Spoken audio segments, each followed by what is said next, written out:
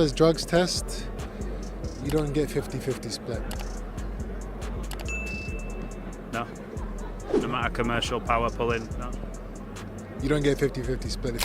While Ben drowns in shame, Eddie Hearn's defense only makes things worse. He's protecting his fighter, but the desperation shows. Even Eddie slipped, calling Ben a disgrace, and admitting that hiding from cameras makes him look guilty.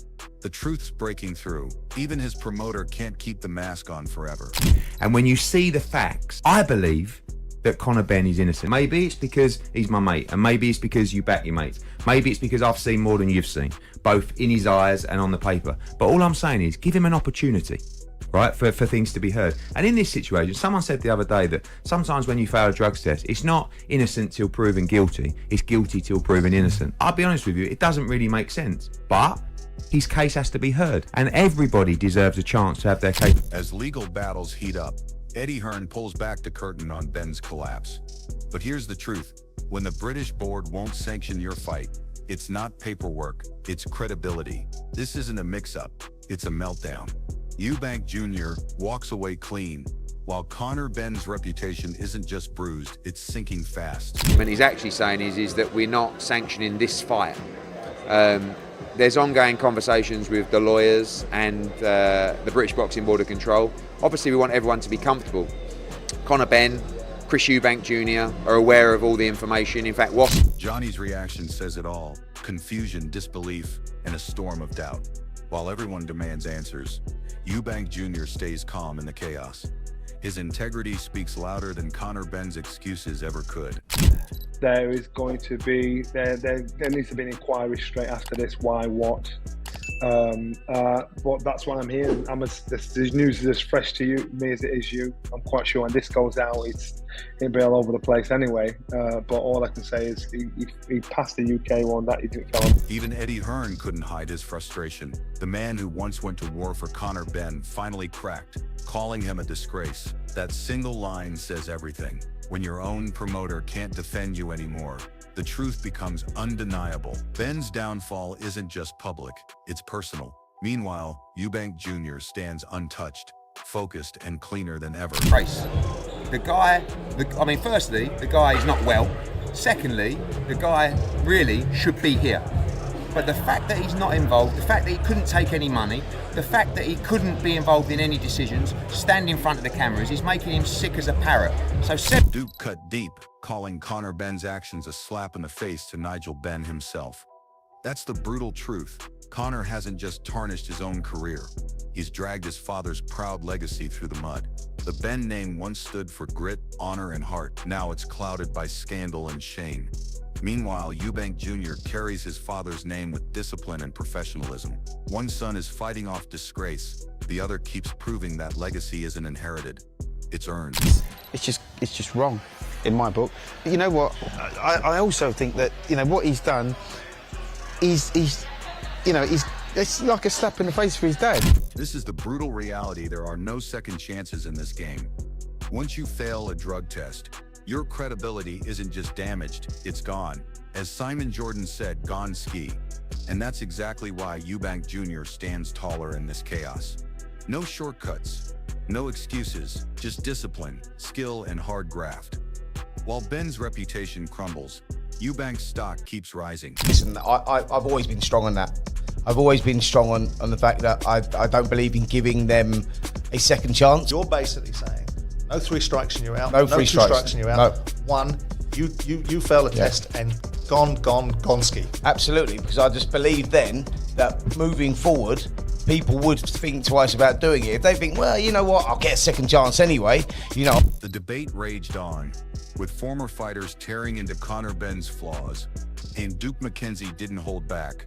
He stripped Benn bare, no real power, no respect, and nowhere near the boxing IQ needed to trouble Eubank Jr. All that talk about knocking him out, laughable. Half the fight, Benn's swinging wild with his head down. He doesn't fight like his father Nigel Benn.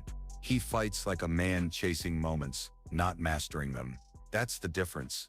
Eubank Jr. builds his success on discipline, while Benn keeps sinking deeper into desperation. His style, Conor Benn. Conor Benn's not a massive puncher, not even at welterweight. So really, he's kind of mugged himself off a little bit by saying, I'm going to knock this guy out. He didn't give Eubank enough respect.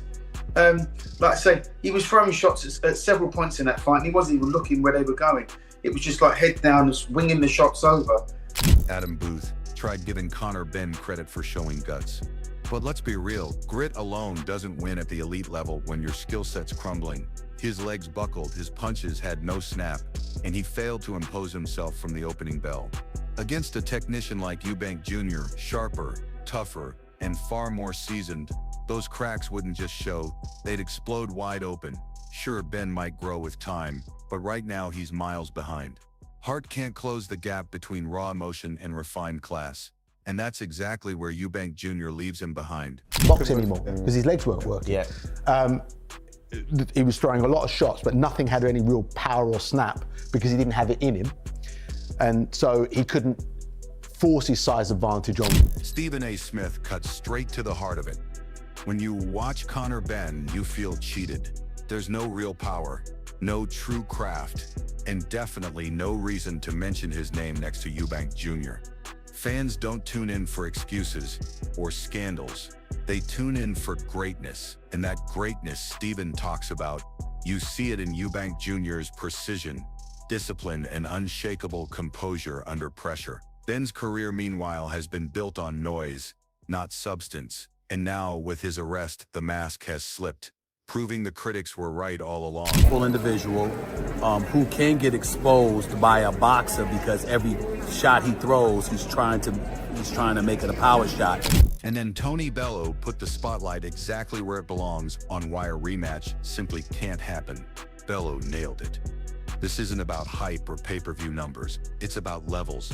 Conor Benn hasn't shown the maturity, stamina, or ring IQ to survive a war with Chris Eubank Jr. Boxing isn't just about showing up fit. It's about thinking under fire, adapting when everything goes wrong. Benn's still fighting on impulse, chasing validation through his surname instead of results. Eubank Jr., he's been through real battles, felt real pressure, and come out sharper every time. That's why Bellow's words hit hard. This isn't a rivalry anymore. It's a mismatch. Not happened. We don't know what stamina and what engine he's got in him, really. It's not about the stamina and the engine. It's more about the thought process and of gaining that experience of being there and doing it. Okay. It's like when you go into your first 12-rounder. No matter how fit you are. Chris Eubank Jr. delivered the knockout truth, not with punches, but with words that cut just as deep. A failed drug test erases the right to fairness, and Eubank made that crystal clear. Boxing is built on discipline, sacrifice, and integrity. Values Conor Benn's camp threw away the moment they demanded an equal split. As if nothing happened, Eubank shut it down fast. His message was simple. Cheaters don't deserve the same rewards as clean fighters. This isn't about money. It's about respect. Respect for the sport, for the fans, and for every fighter who bleeds without shortcuts. By standing firm, Eubank Jr. became the voice of clean boxing. One man's scandal became another man's standard. By all accounts, you're on weight by the pictures you're uploading.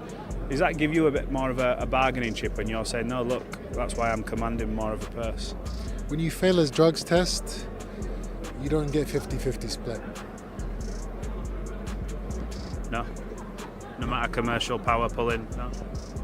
You don't get 50-50 split if you fail a drugs test. And so, the saga comes full circle.